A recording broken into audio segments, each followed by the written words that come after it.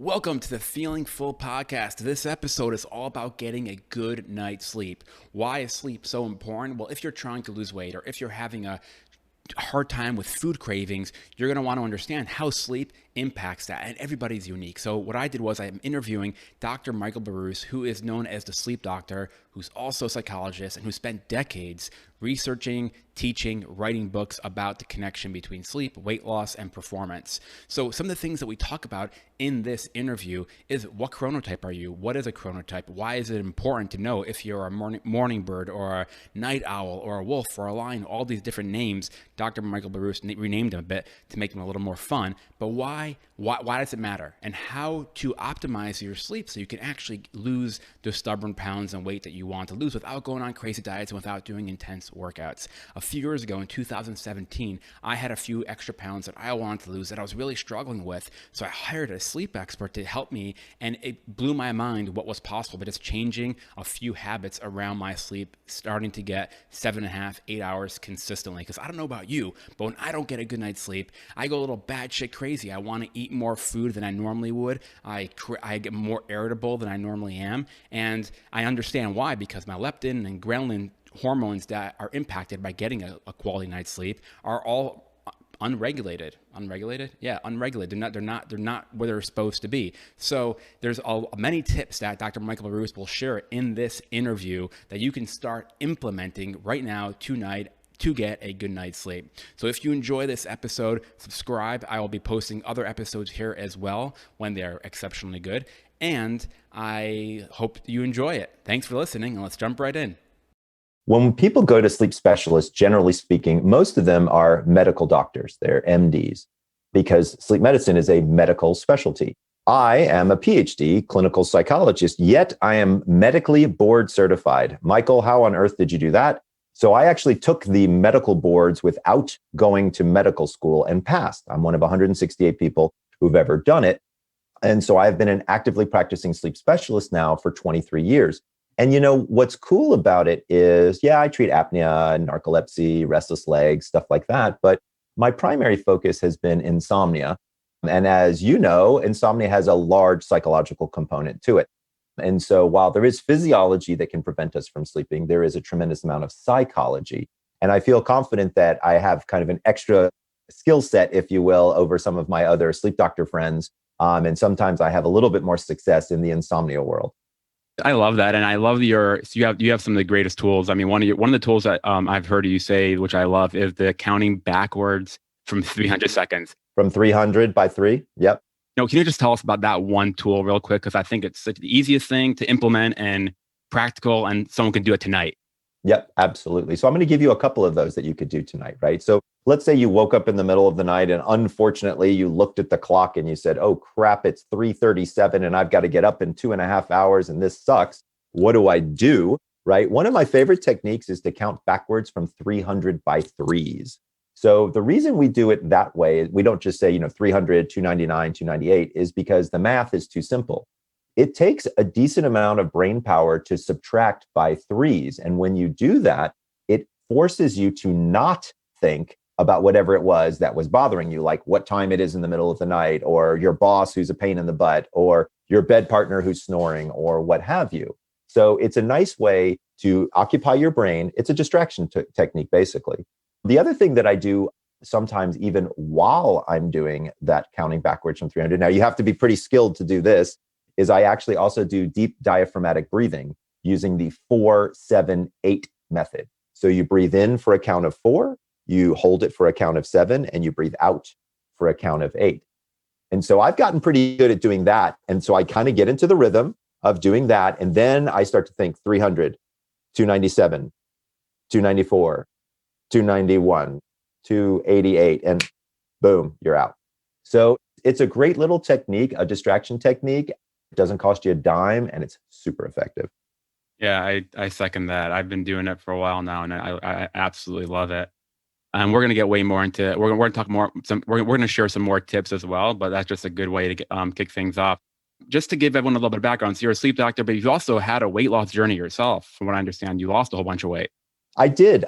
So right now I'm currently at approximately 152 pounds, and I was pushing like 190 195. I'm 5'9". So that's a lot of weight on a 5'9" frame. And, it's been an interesting journey for sure. I've learned quite a bit about the ability to lose weight and to gain it, and how does sleep play a role in that. As a matter of fact, I wrote a book about it. It's called The Sleep Doctor's Diet: Lose Weight Through Better Sleep. And we really delve into and discuss the relationship between sleep and the metabolic process, and sort of like, what is it? How does it work? That kind of stuff. So if you want me to get technical, dude, I can jump on into that if you want. Yeah, I think people listening want to know how their sleep impacts their weight, because I think in the last decade, we can all, you'd agree that sleep has become much more of a priority for many people. I mean, I'm sure you have a big contribution in that with all the great work you've been doing. But with weight loss, I think it's really hard to create and draw the connection between somebody who's struggling with their weight and they're like, oh, I just need to eat less. And we're like, no, pick up the hood. Let's look at the sleep because of all the reasons you're going to share. So if you can just talk a little bit about that, give us the framework, that would be helpful. Of course. So there's 4 main things that happen when you become sleep deprived that have something to do with weight loss or weight gain. So first, let's define what is sleep deprivation. Okay. So as an example, I go to bed around midnight. I wake up about 6:15 every morning. I sleep about 6 hours and 6.25 hours every night. Yes, I'm the sleep doctor. No, I do not sleep 8 hours. Okay. We can talk about that as well. My wife, on the other hand, needs about 7.5 hours of sleep. If she slept my 6:15, she would be sleep deprived, right? Because her number is different than my number. So number one, for all of the listeners out there, figure out how much sleep do you really need. That's step number 1. And again, it's individualized. If you can't come up with a number, start with 7 hours and just religiously get 7 hours. And what you will discover is your sleep cycle will either shrink or it will extend and you'll need a little bit more. And this will explain to you how much sleep you need in order to not be sleep deprived. Now, let's talk about what does this sleep deprivation do to the metabolic system. 4 distinct things. So first of all, as your body becomes sleep deprived, the very first thing that happens is your metabolism slows down. What? Why does my metabolism slow down? You'd think I'm awake, I'm burning more calories. This should make more sense. This is an argument that people make to me all the time. In fact, what's happening is your brain is saying, you're not supposed to be awake right now. We're going to slow your metabolism down because we don't know how much fuel you're going to be using walking around. So you slow the metabolism down to keep the reserves in your body. That's number 1. The second thing that happens is your appetite increases. Why? Because your brain wants to tell your body to go get more resources. Once again, you're awake, your body doesn't know why, but it is foraging for resources now. So we have lowering of metabolism, increasing of appetite. If you just stopped right there, you'd have a disaster, right? I mean, come on, you're not sleeping well, your appetite is high, and your burning calories is low. That is a recipe for weight gain right there. But no, it gets much worse. So as you continue that sleep deprivation, 2 hormonal changes occur, which have been incredibly well documented in the literature.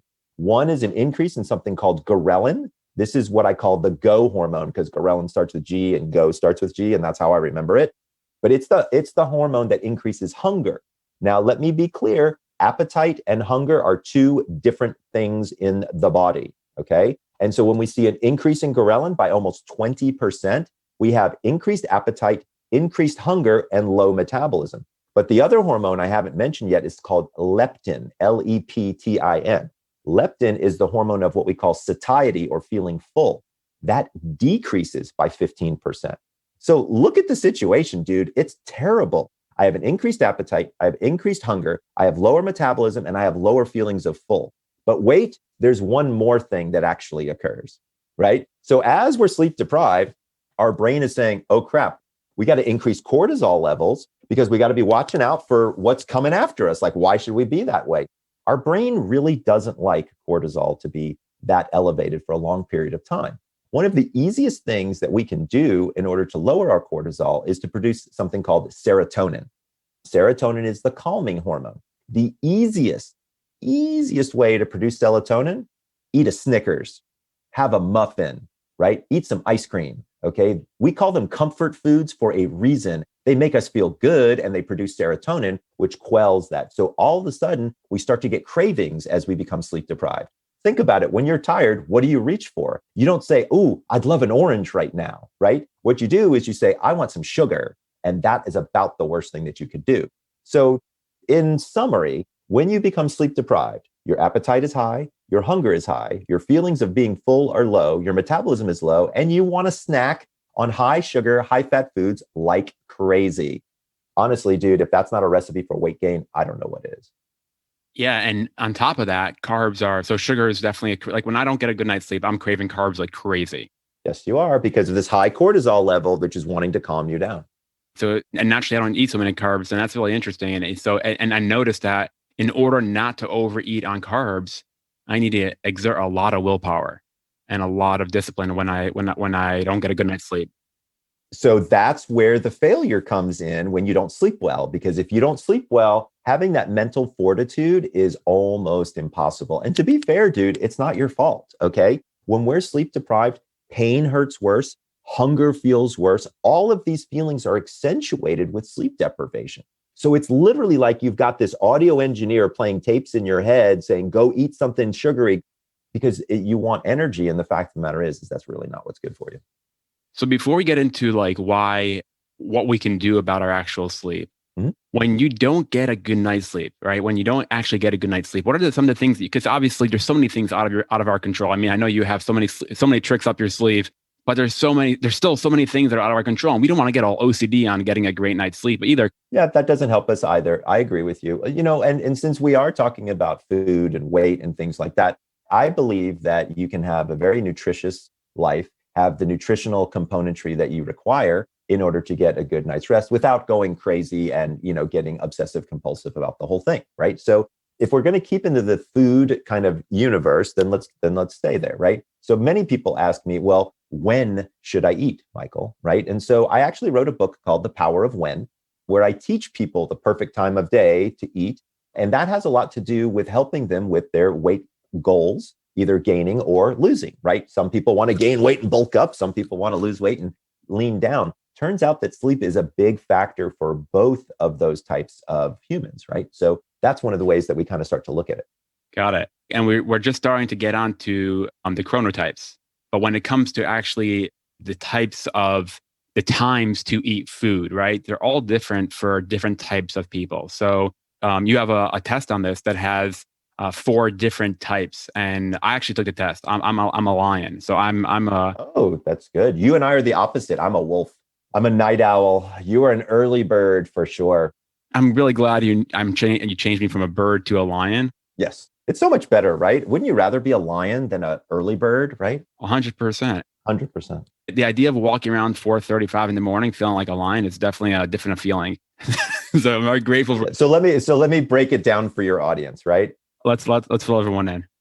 So I created a quiz called the Chrono Quiz. If you go to chronoquiz.com, then you can learn what your sleep animal type is. Now, to be fair, I didn't come up with this concept. So if you've ever heard of being called an early bird or a night owl before, these are what are called chronotypes. My contribution to the literature is we used to think that there were only 3. I added a 4th chronotype, which is someone with insomnia. And so you can go to chronoquiz.com and take the quiz. Once you fall into one of these 4 categories, everything becomes easier. So what's fascinating is this all has to do with when does your body kind of naturally wake up and when does it naturally want to go to sleep. So you mentioned that you're a lion. Okay. So what we did was instead of calling people birds, like early bird, night owl, we changed it to animals that people would want to be. So lions are my folks that wake up very early in the morning. And these are people who are usually early morning optimists. They have a pretty good sleep drive. They usually take health as something that's important to them. And they really try to get a lot done. They do wake up at like 4:30, 5 o'clock in the morning. But it's not always the best, by the way, to be a lion. There are some drawbacks, believe it or not. The biggest one, dinner and a movie is probably out for most lions because they've been up since 4:30 in the freaking morning, right? Like they're not staying out until midnight and partying and that kind of thing. So they're going to be a different type of human for sure. In the middle, which what we used to call hummingbirds, we now call them bears. So bears have got a medium sleep drive. And by the way, it's the best to be a bear. Many people say, oh, I want to be a lion and wake up so early. Once again, being a lion is not where it's all cracked up to be. Being a bear is much better. And they make up almost 50% of the population. And the 9 to 5 schedule that we work on today, that actually works quite well for bears. Bears have a tendency to get up around 7. They have a tendency to go to bed around 10. And these are my optimists. These are my people who get the work done. These are the people who are always very friendly, bringing people on board, sometimes extroverts, sometimes introverts, but usually generally a great crowd. Wolves take the place of night owls. And I am a wolf, full disclosure here. I have never go to bed before midnight, just kind of not in my nature. Although I'm 53 and I've gotten started, as I'm getting older, I am starting to notice that I'm starting to want to get to bed a little bit earlier. What we call a circadian shift may be occurring in my brain. But as of right now, I am a wolf. And, when you are a late night person, life is a little bit different. We have a tendency to be artists or actors or creators or more creative types for sure. We do take a lot more risks than our lion friends do for sure, because we have a big risk portfolio in us. We like novelty and we're pleasure seekers. So we are trouble in the middle of the night. There's no question about it as a wolf. And we hate mornings with a passion. As I used to tell people, the only thing I hate more than mornings are morning people. You're just too damn chipper for me. I am not the guy that's hanging out smiling too much in the morning. My contribution to the literature is this fourth category, what we call a dolphin. So I chose a dolphin for a very specific reason. Most people don't know it, but dolphins sleep unihemispherically, meaning half of their brain is asleep while the other half is awake and looking for predators. And I felt like that really represented my insomnia clients. They're never quite asleep. And so if you go to chronoquiz.com and you take this quiz, which takes you about 2 minutes, and by the way, it's completely free, I'll send you back an entire report about your chronotype with guidelines on things like when should you have coffee and have it be most effective? When should you drink alcohol and have it be most effective? And the most important one, which people seem to be the most interested in, is sexual activity. When is the best time for sexual activity? People are very interested in that piece of information as well. But the truth of the matter is, it's all hormonally based. And so when you've got early birds, their hormones kick off early. So for you, Mordecai, you wake up at, let's say, 5 o'clock in the morning, your melatonin is down, your cortisol is up, you're ready to go. Dude, my melatonin doesn't shut off until 7 o'clock in the morning. So we're different. But I might be, as a wolf, a little bit trailing behind you, but I still have the same hormonal patterns. And they're also very predictable. So we can actually identify when is a flow state for somebody based on their chronotype. We can tell you, when are you going to have the most energy? We can tell you, when should you exercise? Or even better yet, when should you concentrate? When should you focus? When should you write an email? All of these things are actually incredibly, incredibly predictable with real science. We've got over 220 studies in the book, and people seem to love it. And as well, when to eat your meals, right? All the things are incredible. And on top of that, if we're thinking about weight loss, when's the best time to eat dinner? When's the best time to eat breakfast? And so if I can, I want to double click on that topic just a little bit more. Yeah, if I can, please. Because we've got a lot of different types of eaters out there, right? So we've got people who are doing paleo, people who are doing keto, people who are intermittent fasters, people who are vegetarians, people who are Mediterranean diet, and then people who are just eating whatever, right? And so when we start to look at the timing of when you eat, it will be a direct relationship with your chronotype. So if you're a lion or an early riser, then yes, in fact, you will probably be eating earlier, all 3 meals, actually, breakfast, lunch, and dinner. If you're a night owl like me, in many cases, I don't even eat breakfast because I have zero appetite for it.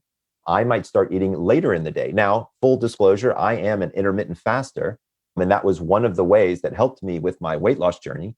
And so I actually practice my intermittent fasting based on my chronotype. I think I'm probably the only person that does that because I'm kind of a sleep geek or a chronotype geek. But what I have discovered, Mordecai, is I actually lost weight and maintained the weight once I got to that level by keeping an intermittent fasting chronotypical schedule of not starting to eat until about 1 o'clock in the afternoon and then eating until about 8 o'clock at night. So that was kind of my feeding window, if you will. Now, that brings up the point of, do you go to bed hungry or do you go to bed full? You don't want to go to bed either, okay? You don't want to have an overly full belly because remember, our body was not meant to digest lying down. It was meant to digest sitting or standing. So you don't want to have a big, meal and then go lie down, even though, to be fair, it really does feel good to fall asleep with a full belly. I know that personally, I love it. But at the end of the day, it's not doing you any good. what you want to have done is had your meal. Hopefully it's not your biggest meal of the day, but a reasonable sized meal, maybe about 5 or 6 hours before lights out. Then you could have a smaller dinner time meal, probably about 3 hours. And then if you still have a little bit of a hunger pang, leave yourself room for maybe a 250 calorie snack. But you want that snack to be very specific. It's going to be about 75% carbohydrates and 25% either fat or protein. Now, you might be saying to yourself, hold on, Dr. Breus, 75% carbs right before bed. I'm going to be gaining weight, not losing it. That doesn't sound like a good idea. Choose your carbohydrates very carefully. So as an example, an apple with some nut butter would be a perfect bedtime snack, or a rice cake with a few slices of avocado would be a perfect snack. So you don't want to go for the high sugar, high fat carbohydrate, types of things. Again, small snack before bed can be very helpful. And if you're a wolf, you're not really, and you're intermittent fasting, you're actually not going to be eating very close to bed. Even though it's a nighttime snack, you're going to be eating. You're going to be finishing your meal maybe 5, 6 o'clock. If you're intermittent fasting, you said you lost your weight by intermittent fasting. So I'm curious, what was your schedule like when because you're a wolf? So kind of like, it was weird. So at one point, I would start feeding at around 2 o'clock. And I would go until 8 or 9.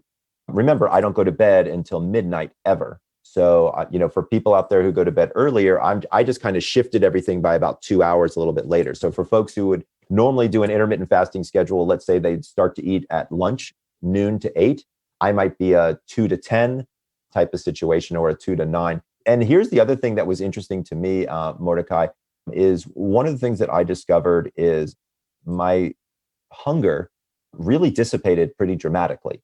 And so I don't get hungry. Like, for me, it's almost noon and I haven't even thought about eating yet today. I probably won't even think about it until probably like 1 or 2 o'clock.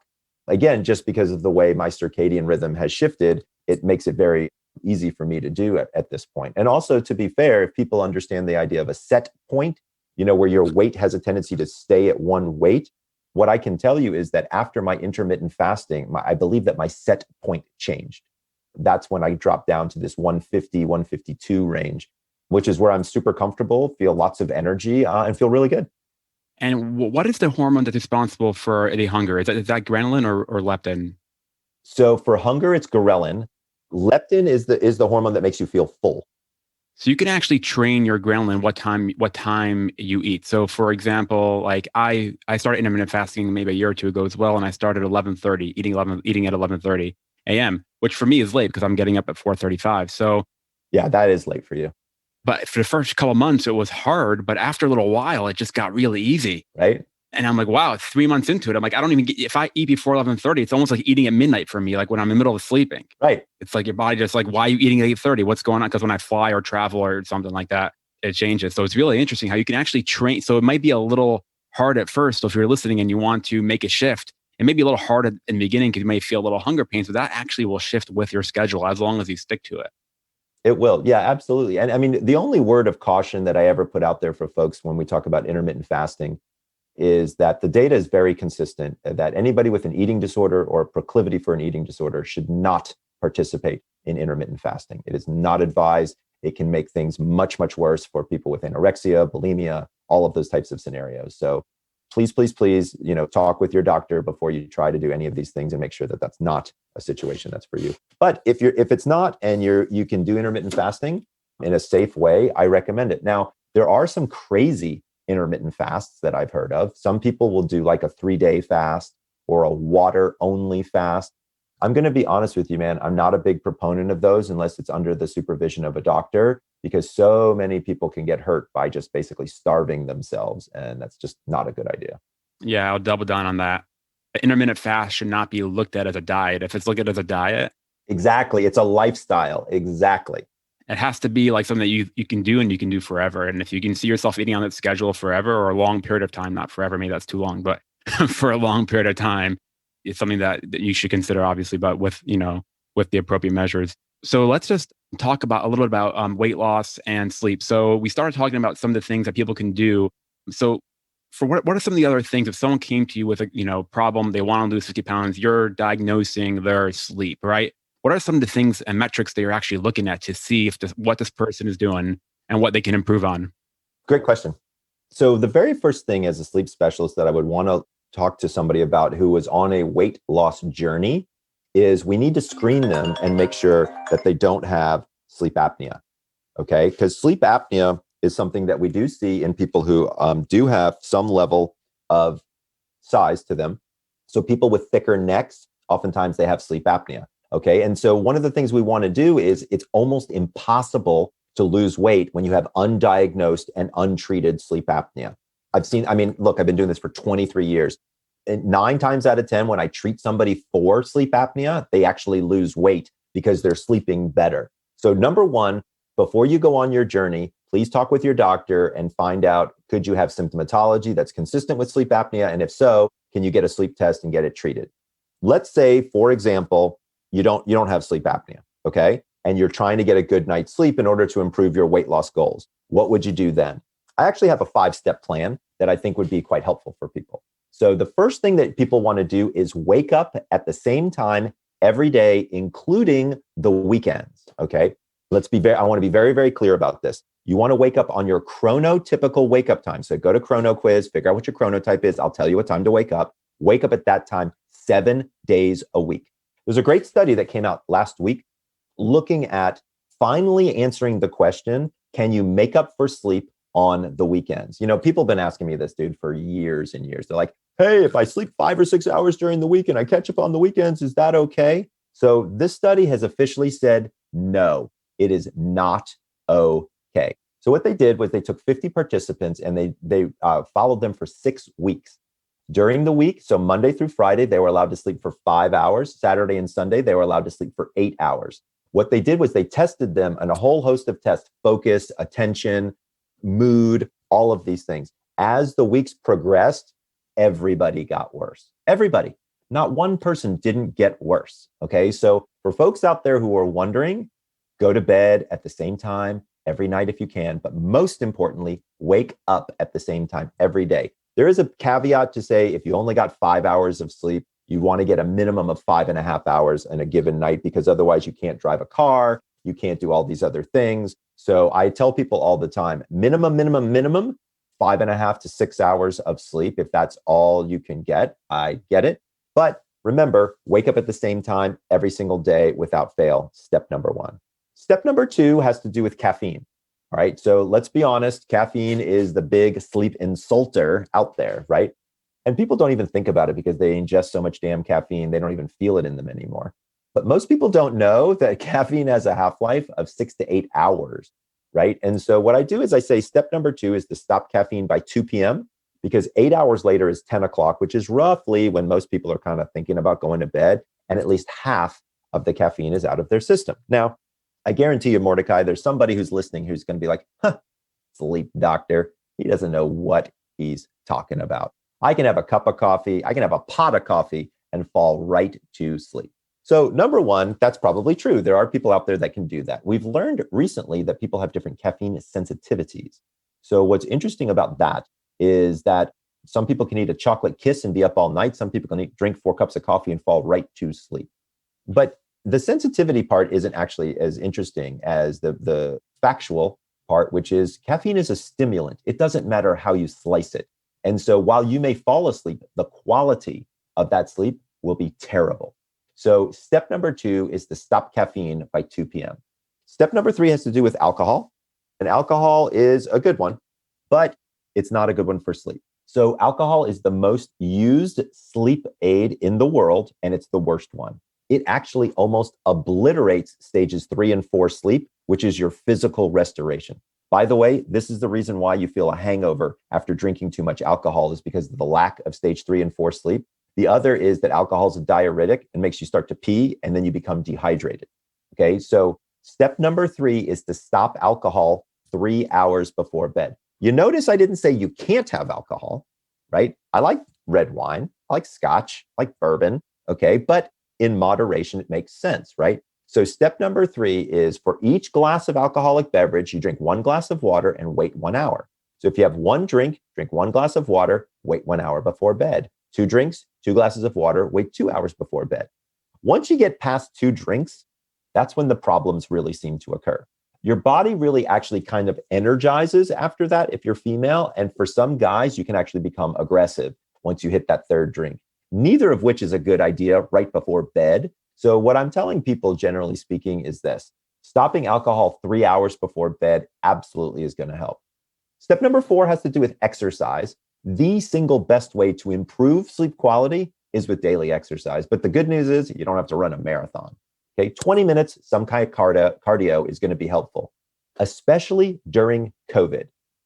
People aren't moving, right? And that's part of the problem. Remember, sleep is recovery, okay? If you don't have something to recover from, your sleep is going to be much lighter and not going to be as good. Think about it like that, right? So if I'm exercising and moving during the day, my body needs to rest and recover. But if I'm sitting in the 4 walls of my quarantine, I need to get some movement going. So please, please, please exercise daily, but do not exercise too close to bedtime. Step number 4 is to exercise, but not within 4 hours of bed, because what happens is we raise our core body temperature, and that makes it very difficult to fall asleep because we want to fall asleep in the cooling temperature of our bodies. Step number 5 is my last step, and it really primarily looks at morning wake-ups. And so what do you do in the morning to wake up and have a great day and high energy? So first thing I want you to do is when you lie in bed, take 5 really deep breaths. Just wake up that respiratory system and kind of get it going, right?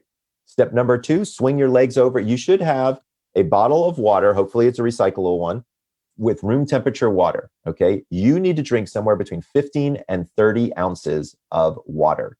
Remember, sleep in and of itself is a dehydrative event. You lose almost a full liter of water each night from the humidity in your breath. So please, please, please drink water. And while you're drinking your water, walk over to the window and get some sunlight. Michael, what are you talking about? Why on earth do I need sunlight in the morning? When sun, particularly blue light from the sun, 460 to 480 nanometers, hits a particular cell in your eye called a melanopsin cell, it turns off the melatonin faucet in your brain. Well, guys, we don't want melatonin in the morning. We want it at night. So that's why we get great big blue light exposure to the sun in the morning. But at night, I wear blue light blocking glasses, and I find that to be extremely helpful so that the blue light doesn't bother me in the evening. And those are my 5 steps for better sleep. If people do those, number 1, you're going to get a great night's sleep.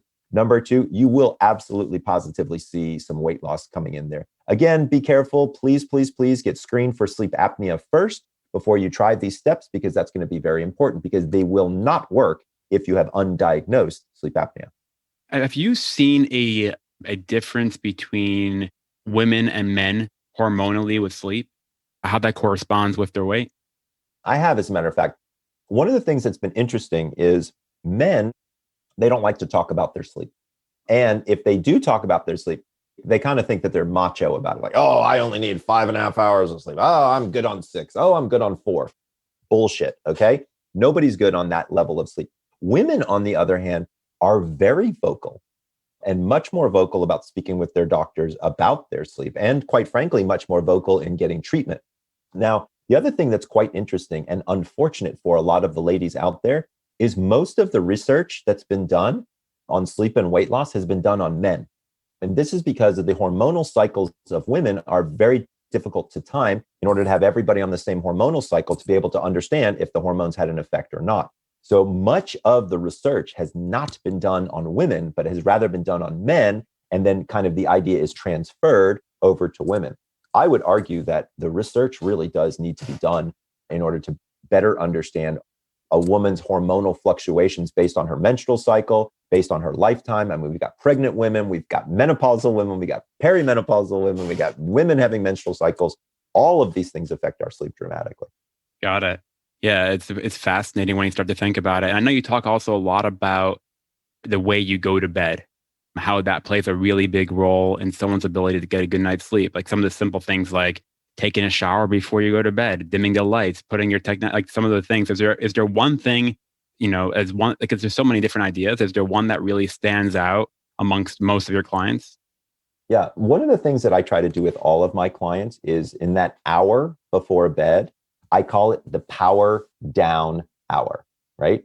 And so what we do there is I tell people all the time, sleep is not an on-off switch. It's kind of more like slowly pulling your foot off the gas and slowly putting your foot on the brake. There's sort of a process that needs to occur, or maybe you need a little runway, to land the plane, if you will. And so what I tell people is take that hour before bed. So now that you know what your chronotype is and you go and you figure out what time you're supposed to go to bed and what time you're supposed to wake up, look at that hour before you go to bed. Chop it up into 3 20-minute segments. 20 minutes for just stuff you got to do, right? So in our house, it's finding kids' backpacks, sports equipment, shoes, crap like that. 20 minutes for hygiene. Oh, by the way, I have a secret tip to give all the ladies out here who are listening. If you wear makeup in the evenings, many women don't remove their makeup until the very last thing that they do in the day. And when they do that in an incredibly brightly lit mirror, which is basically telling their brain it's morning, right? So secret hack tip for all you ladies out there, remove your makeup earlier in the evening. Number one, it's better for your skin to allow it to breathe and to get the pores open, but it's also going to be better for you to not have that bright light in your face, especially before bed. The final 20 minutes is really reserved for some form of meditation, relaxation, prayer, something that kind of gets you there. I don't care if you watch TV. I don't care if you have sex. I don't really care what you do that during that period of time. But the one thing you want to avoid, if you can, is blue light. And so you don't want to be scrolling on your phone. You don't want to be doing any of those things. What you really want to be doing is read a book. I'm okay with you watching television because that's not as interactive. I'm literally the only sleep doctor in the universe that says it's okay to fall asleep with the TV on, because quite honestly, you're just kind of watching it. But if you're trying to get your high score on Candy Crush, I got news for you. You ain't trying to sleep, brother. There we go. No more Candy Crush. You've heard it from the doctor. All right. So 2 last questions for you, and then we're going to wrap this up. So as a sleep doctor, a sleep specialist, I'm really curious about this answer in particular. If you thought about your legacy, one piece of work that you're going to engrave on the inside of people's minds, something that everyone can take away, what would that be? Sleep is a lot like love. The less you look for it, the more it shows up. I like that. All right. Number 2 is, what is one area in your life where you are feeling full in right now? Gratitude. I feel so fortunate to be a sleep specialist right now. I feel so purposeful, honestly. There's so many people that are suffering. I feel very grateful with the skill set that I've been blessed to have and to be able to share with people. I'm also super grateful for my family and for their health right now, for sure. And I'm super grateful for you for coming on the show. I mean, thanks, man. Really passionate guy, and your passion really comes through the way you share and the amount of, the decades of work that you really put into your books and helping people. So thank you. Anything else you want to share? Maybe some work where people can find out more about you? Of course. So if people want to learn more, I'm at thesleepdoctor.com. And so I'm on all the socials. So Facebook, Instagram, LinkedIn, all of those. So definitely check me out there. And by the way, we put different things on different platforms. So I post articles on LinkedIn. We have tips and tricks on Instagram. We have different ones on Facebook. So check them out. We do a lot of fun, interesting stuff at The Sleep Doctor that I think people will like. And once again, check out chronoquiz.com.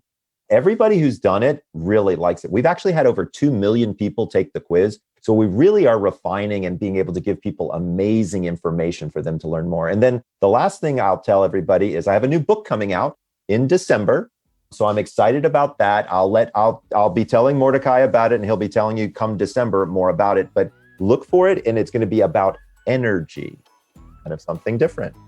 Ooh, I like that. Well, thank you so much for coming on to this show. I'm excited to read the book and just excited to share this interview with everybody listening. It's been a real pleasure talking to you. No, thank you. I'm excited to have been here, and I want to wish everybody out there sweet dreams. That's it for us today, friends. Thanks for listening. Do you know someone who's struggling right now? If they could use some support, please share this episode with them. If you want to keep in touch, subscribe wherever you get your podcast or sign up to my weekly emails at feelingfull.com, where I unpack what I'm learning about weight loss and share ways we can all live healthier, more fulfilling lives. Take care, be well, and feel full.